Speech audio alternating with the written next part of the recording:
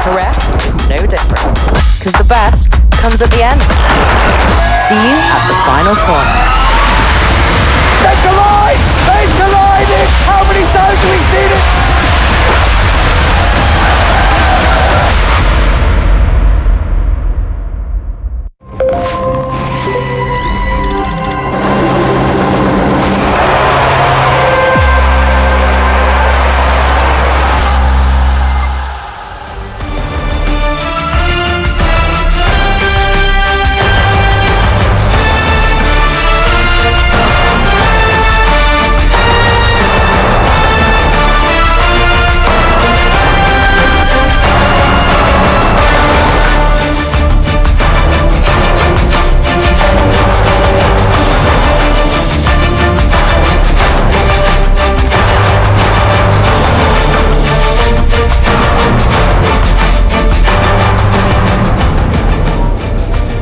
Tony Arbolino dan Pedro Acosta adalah dua nama yang memanaskan persaingan di Moto2 sejauh 3 seri berlangsung. Selamat sore GP Mania, apa kabar? Senang sekali saya Feni Lia Agik bisa kembali menemani Anda semua di balapan seri keempat yang akan berlangsung di The Classic Circuit Jerez Ángel Nieto. Dan tentu saja nanti kita akan menyaksikan balapannya dari kelas Moto2 dan juga MotoGP, dan tidak hanya live race-nya saja yang bisa disaksikan di Trans7, tetapi GP Mania juga bisa menyaksikan live reaction kita melalui Instagram @officialmotogpt7 dan juga YouTube channel kita yaitu Motorsport Trans7. Dan tidak sendirian pastinya, saat ini Feni sudah bersama dengan komentator idola GP Mania semua, siapa lagi kalau bukan Joni Lono Mulia dan juga Taufik Hidayat. Mas Joni, kita tos dulu dong. Tos dulu. Wah Taufik, Ya. apa kabar? Baik, alhamdulillah. Baik dong, tentunya dua-duanya sudah semangat sekali ya. Ya. Tentunya dong, apalagi kalau kita membahas mengenai Moto2 sendiri yang tadi Feni sudah sempat bahas. Ya, Tony ya. Arbolino dan juga Pedro Acosta selisihnya saat ini di papan klasemen cuman 7 poin saja. Dan juga kedua-duanya sudah lewat dari satu kali podium, tetapi memang Tony Arbolino yang nggak absen-absen dalam 3 seri berlangsung selalu podium. Komentarnya nih mungkin Taufik dulu. Saya sih ngelihat mungkin Jerez ini akan jadi momentumnya untuk Pedro Acosta. Iya, betul. Pedro Acosta. Salah satunya adalah kalau kita lihat data dari P3 ya, mereka namanya nggak VF P3 sekarang. P3 itu kalau kita lihat, saya agak sedikit ngeri ngelihat pace-nya Pedro Acosta, terutama di sekitar 5 atau 6 lap terakhir pada saat dia melakukan simulasi race di situ, dan itu lap time-nya luar biasa, kenceng banget. Dan kayaknya sih ini akan jadi momen Pedro Acosta. Untuk Pedro Acosta, tapi kalau kita bahas mengenai Tony Arbolino nih Mas Joni. Tony Arbolino dalam 3 seri sebelumnya selalu start dari urutan ke-8, lucky number 8. Jadi selalu 3 seri berturut-turut startnya dari urutan ke-8, tapi selalu juga bisa menyodok berada di podium. Ini agak berbalik kondisi ya dengan di Jerez ini, karena sebenarnya Tony Arbolino agak kesulitan karena dia mengungkapkan berbeda dengan sebaliknya dengan rekan setimnya Sam Lowe's yang malah dia berhasil pole position. Nah, sempat diungkapkan Arbolino belum dapat pace-nya yang dia inginkan seperti di seri-seri kemarin sebelum ke Eropa. Nah, ini agak jadi sedikit pertanyaan nih, dan apalagi kalau kita melihat starting di Jerez ini, dia agak terseok di urutan 10. Iya benar. Dan bukan lagi di 8 nih. Bukan lagi di 8 agak nih. sulit. Jadi ini benar-benar suatu hal yang agak berat buat Tony Arbolino, terkecuali ini pembalap-pembalap depan mungkin bisa berduel sangat sengit. Karena ini sirkuit Jerez ini, karena ini sempat dibilang klasik, lama, ini memang juga sangat sempit, hanya 12 meter.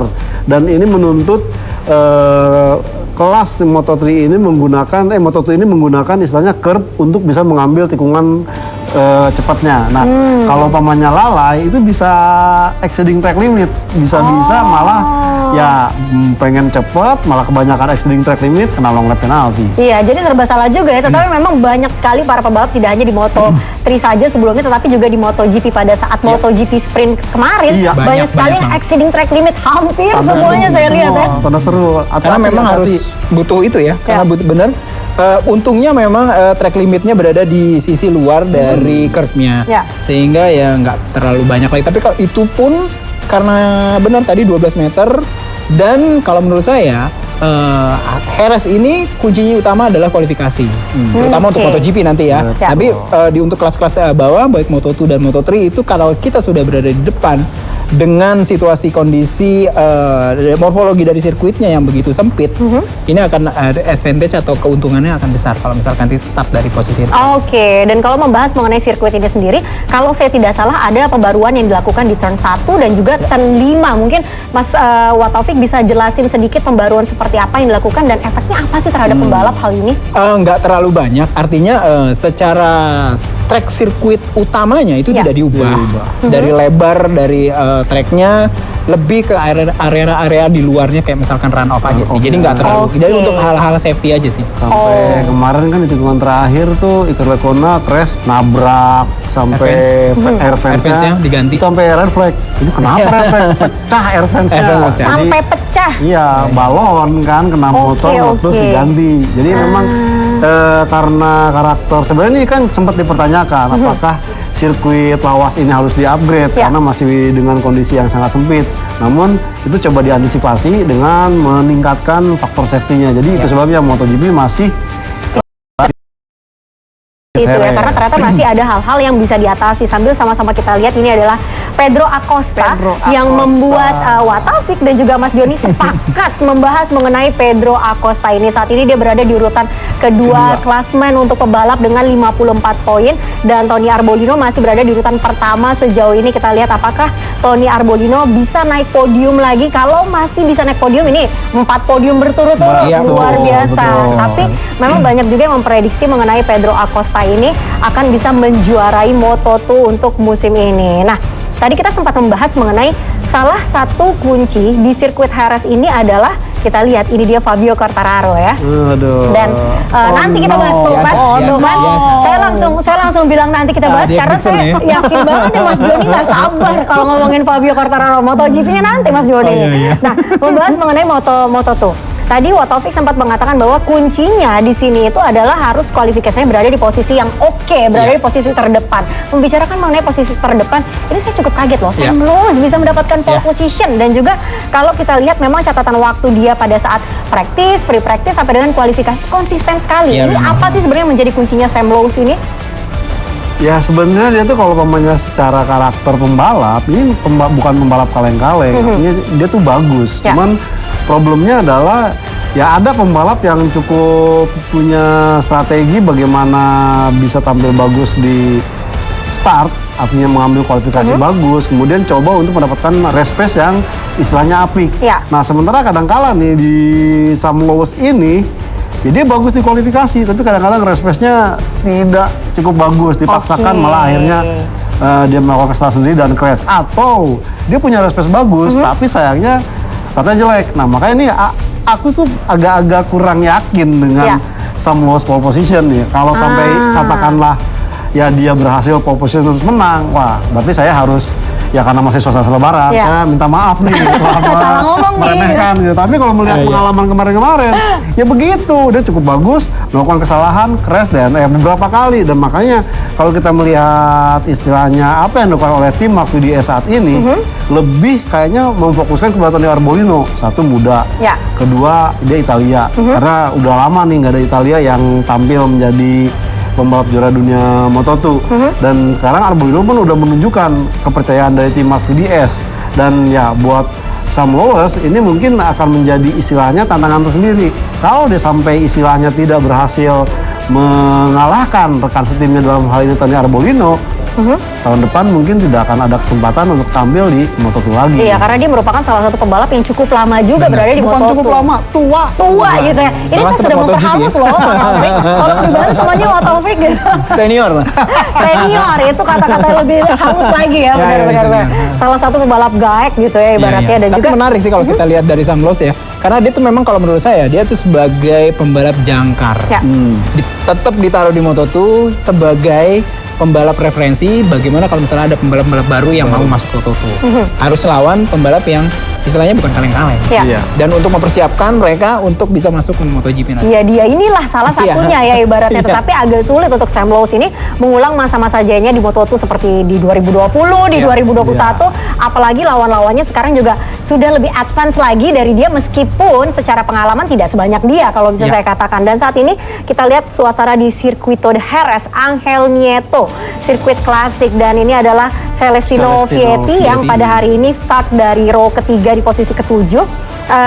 Tetapi sayang belakangan ini hasilnya kurang maksimal meskipun secara start dia tidak buruk. Secara start juga row-nya biasanya di row 2, row 3 ibaratnya masih oke. Dan juga di kota kemarin juga bahkan dia mendapatkan pole position tetapi tidak bisa dikonversi ke podium nih. Ya, saya melihat ini mungkin trauma dari Celestino Vietti musim lalu ya, di mana dia cukup bagus di paruh musim pertama, tapi kemudian terseok-seok di paruh musim kedua sampai akhirnya fix dia harus keluar dari kandidat juara dunia. Ini masih agak sedikit terbawa trauma, kemudian juga ya terlepasnya Celestino Vietti dari induk timnya kan tahun lalu kan masih Muni VR Racing Team. Sekarang di istilahnya di sub ke Fantic Racing Team yang mungkin masih menjadi ada sponsor dari Muni, tapi secara dukungan teknis tidak seperti saat di musim lalu. Ini akhirnya Vietti masih butuh adaptasi lagi, tidak seperti di tahun sebelumnya. Ya, dan saat ini kita lihat ini adalah Albert Arenas. Albert Arenas ini start dari urutan ke-9 di mana dia ini di dunia balap motor karirnya itu bisa saya katakan cukup naik turun, tetapi akibat kerja kerasnya berkat berkat kerja kerasnya itu setidak-tidaknya dia bisa menjuarai Moto3 di tahun 2020 dan juga di Moto2 bersama Aspartim sebelumnya, dan di musim perdananya di Moto2 berbarengan dengan Raul Fernandez dan Ai Ogura. Dan saat ini kita lihat Tony Arbolino yang saat ini memimpin klasmen. Di start di posisi 10. Jadi dia coba kemarin tuh untuk bisa mendapatkan race pace yang diinginkannya, tapi belum bisa seperti di ronde-ronde 3 ronde kemarin tuh di Portugal dia bisa cukup bagus. Nah, ini akan menjadi krusial karena apa tadi? Ya, sirkuitnya ini sulit untuk bisa menyalip, kecuali ini ya Arbolino bisa melakukan super start ya, langsung bisa ya nembus ke barisan 3 besar di sebelum tikungan pertama. Ya, dan ini adalah pebalap Thailand yaitu Somkiat Chantra. Tadi kita lihat Somkiat Chantra ini start dari urutan ke-11, tepatnya dari row ke-4, dan dia adalah pebalap Idemitsu Honda Team Asia. Dan yang menariknya kalau kita lihat dari Somkiat Chantra, dia sempat jadi kedua tercepat ya, kalau dia P3 ya kalau salah. Iya, betul. Benar sekali. Menarik sih saya lihat, terutama juga kalau kita menarik ke belakang kayak misalkan di Termas dan juga di kota, dia termasuk yang cukup kuat. Terlebih itu memang Honda Team Asia tuh masih bergantung pada dia seorang. Benar. Karena Ai Ogura masih belum sehat dia. belum dapat ya. Iya, tapi sekarang udah cukup bagus. Sudah, kemarin Dia di kota start dari sudah posisi. turun. Ya, benar Cuma sekali memang sih. sebenarnya kalau kita sempat ulik-ulik baca-baca ke ini itu agak unik tuh. Si Ai Ogura masuk ke Q1 dulu dia. bukan, tapi dia ikut ke film Chef Junior Moto2. Iya, ya untuk bisa ya orang lo ngapain nih? Iya, kok malah dia ibaratnya turun kan jatuhnya tapi ya. itu untuk istilahnya mengkondisikan bahwa dia saat ini kan sempat absen, terus agak kehilangan feelingnya. Nah, dia coba untuk ditampil di kejuaraan itu biar dapat lagi feelingnya. Gitu. Walaupun secara umum agak sedikit aneh karena film Chef Moto itu masih pakai Honda tuh. Betul. Iya. Mesinnya. Ini agak-agak membingungkan ya. Ini dia adalah Philip Salak, dan Philip Salak ini tidak mendapatkan poin di balapan di Jerez ini di musim sebelumnya di 2022 karena dia finish di urutan ke-21. Dan membicarakan mengenai rekor di 2022 di Jerez ini sendiri, urutan 1 adalah Ai Ogura, tuh wajib dicatat ya. Tapi tadi kan kita sudah membicarakan mengenai Ai Ogura sepertinya masih belum mendapatkan feelingnya. Kita berharap apakah dia bisa mengulangi hasil positifnya atau menang di sirkuit Jerez ini seperti 2022 lalu. Dan di 2022 lalu urutan kedua adalah Aaron Canet dan urutan ketiga adalah Tony Arbolino. Ini menarik ya. Ya, menarik karena kuncinya memang ada di start. Pertama di start, terus habis itu bagaimana kondisi mereka pada saat pada saat menghadapi tikungan 1. Karena udah pasti ngampruk. Bahasanya apa ya? Ngampruk ya. Jadi ketemu ngumpul. Bukan saya senang ya kalau komentatornya ada dua saling membantu ya, luar biasa. Jadi ngampruk, jadi banyak bisa bayangin gitu, dia ketemu satu apakah di situ akan terjadi kayak accident atau segala Iya. macam, itu akan Senggolan. ditentukan juga sih. Saat ini kita lihat ini adalah starting grid yang tadi kita sebutkan. Pole position adalah Sam Lowe's dan kita akan melihat apakah dia bisa konsisten di balapan ini, tidak hanya di practice, free practice dan juga kualifikasi. Sementara di urutan ke-7 atau tepatnya row 3 adalah Celestino Vietti, Joe Roberts dan juga Albert Arenas. Di row berikutnya yaitu row 4 tadi ada Tony Arbolino, Somkia Chantra dan Aaron Canet. Dan Philip Salak memulai balapan dari urutan ke-13 dan Jeremy Alcoba berada di urutan 19 atau row 7 diikuti Lukas Tulovic. Akhirnya bisa kembali lagi balapan dan sebelumnya dia juga absen karena tidak fit. Dan kita lihat Lorenzo Della Porta saat ini berada di urutan ke-25 atau tepatnya nyaris di row terbelakang row 9 ya. Iya. Benar sekali, dimana sejauh ini dia mengikuti 3 seri belum mendapatkan satu pun poin. Dan di belakangnya ada Izan. Oh, ini nih. Ini yang menarik juga sih. Ini harus di-mention ya. Oke. Kan masih juga sih masih coba recovery dari kondisi cedera tangannya. Ya, dan saat ini warm up